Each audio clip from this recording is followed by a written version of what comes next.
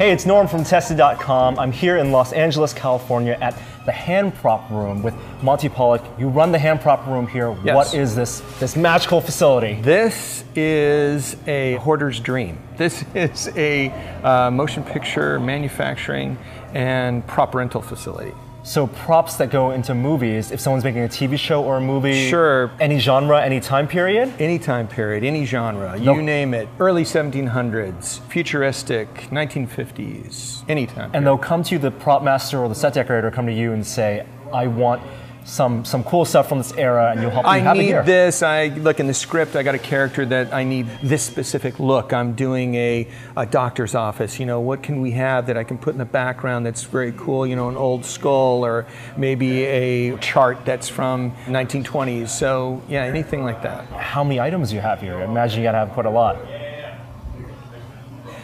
Probably well over 1 million. 1 million different things. Well over 1 million. Yeah. I run out of fingers and toes. How many years have you been collecting these things? Well, the business itself has been going since about 1976, and I've been here for 30 years myself. And you just keep an eye open? Yeah, I have people all over that know what I'm looking for, and so they come periodically and show me what they have. I also have places in England I deal with. And of course you have eBay, you have Etsy, you have estate sales, antique stores. So, you know, it's just, I kind of grab from many different sources. All right, so if you have basically everything, let me see.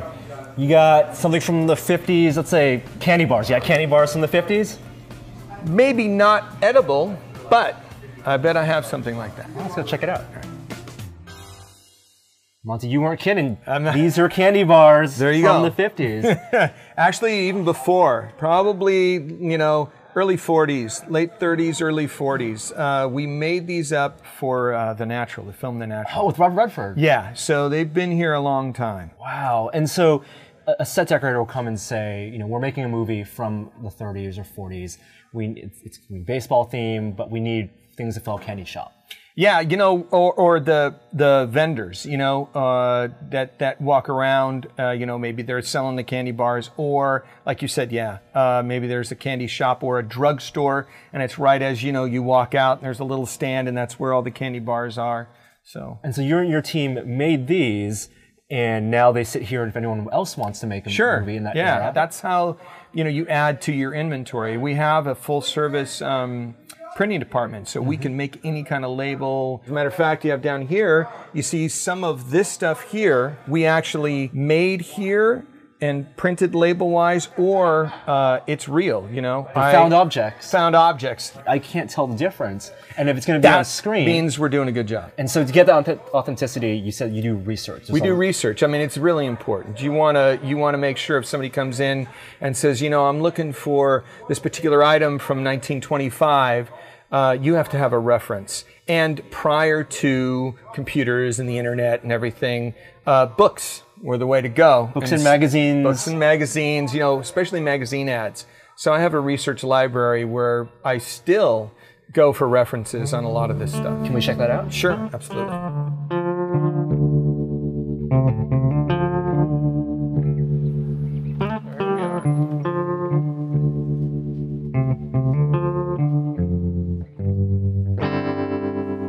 Here's a 1961 Sears.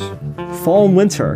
And these catalogs, they don't make them these days. No. What were the purpose of these catalogs back then?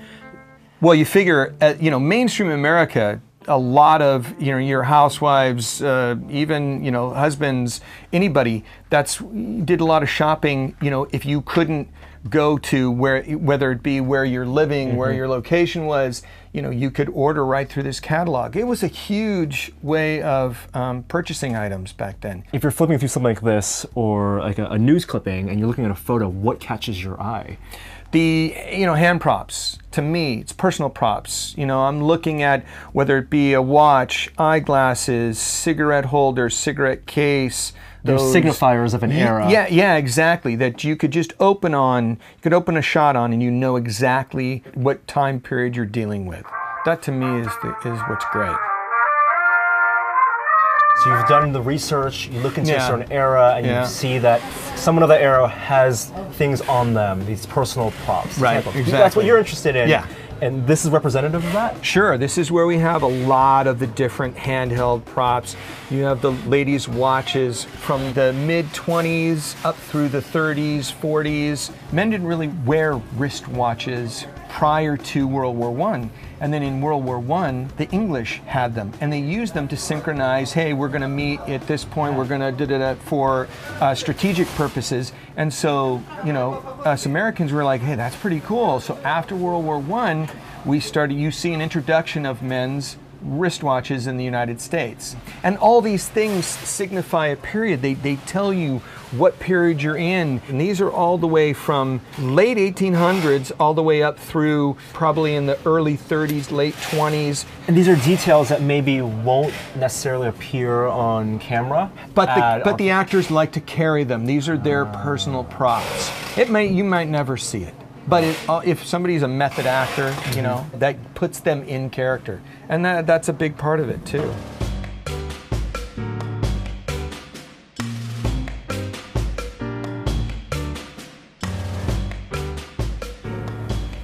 So Monty, we're in the silver room now. Silver room. This is known as the silver room. There's stuff in here from the 1940s, and there's stuff that goes all the way back to probably the early 1800s. And there's a lot of sterling silver, a lot of silver plate, and there's just a lot of cool, really intricate personal props. Such as this bag right here. Yeah, which is a men's travel valet.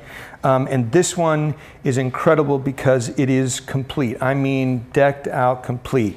You have here your little travel match safe, and you also have your little travel inkwell right here.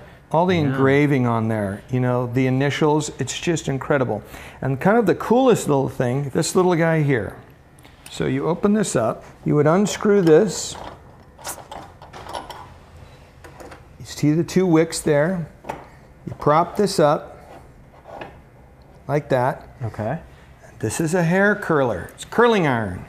A men's hair curler. Yeah, you put it right over there, and that heated this up, and this could curl your hair while you're traveling. I think I'm all right. You all right? What Sure. era was this from? This is going to be probably in the era of 1890 to 1900. And so you talk a lot about stuff and your fascination with period piece stuff from the 40s and 50s, but you also supply hand props for modern productions. Sure. Or even productions for science fiction and futuristic productions. Yes. You gotta supply stuff for cop procedurals. There's gotta be cop shows and Oh yeah, SWAT, cops. We have a full kind of what we call our police room. It's our tactical room. You're saying things that are piquing my interest. Can we check that out? Yeah, absolutely. Let's go to the right. police room. You got it.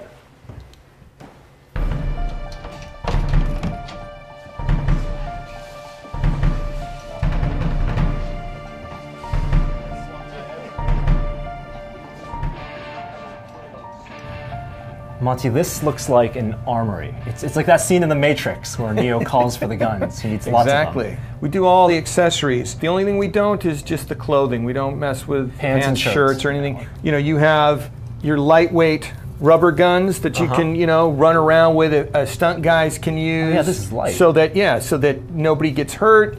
But you got, you know, also your metal replicas, you know, that look very legit. And that's what you have behind here. Behind here, locked up, yeah. And are these just like airsoft guns, or? Yeah, they're of all different kinds of airsoft guns, and then different manufacturers also. Some are not airsoft, some are actual metal replicas that people make.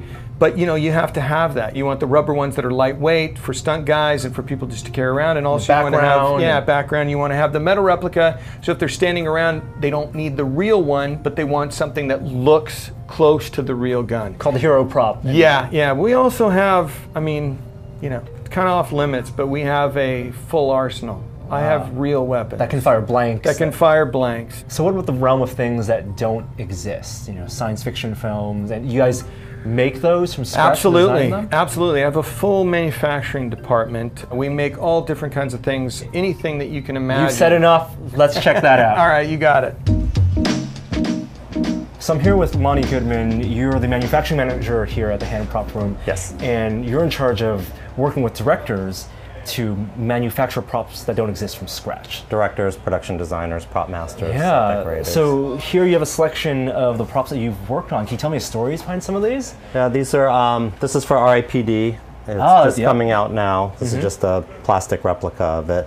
So And Jeff then- Bridges in the movie, he has a Yes. very unique looking gun, and you made not only this stunt model, but also the hero. real working firing weapon. It fires. Yeah, we machine everything here. We work with the gunsmith on the dynamics of it, and then we build and machine all the components, design it, blueprint it out, and then build it from there.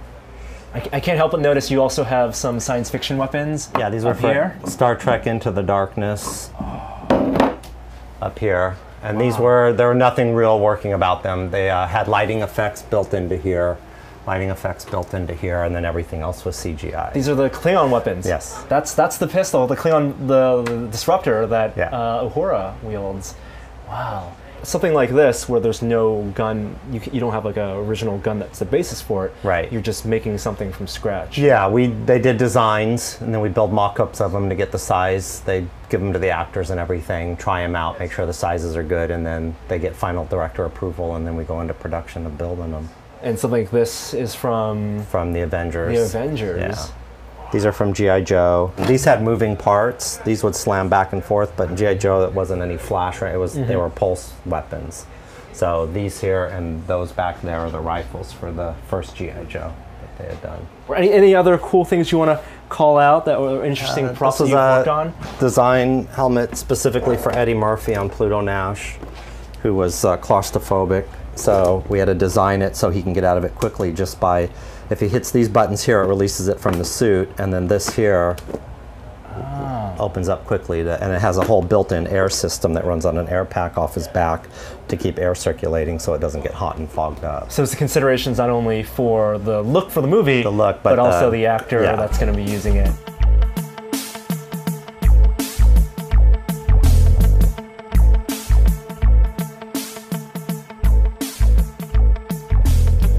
Well, thank you so much, Monty. This has very been welcome. such a pleasure. It's an amazing place. It's like, I'm glad you came down. yeah, and this place is open to the public? Absolutely. You know, whether you're doing just a wedding, you could be somebody, you know, it's your wedding. You want to come down in a specific theme. You can come in, take a look around. We're open to the public. It doesn't matter whether it's a tiny budget, big budget, medium budget, independent.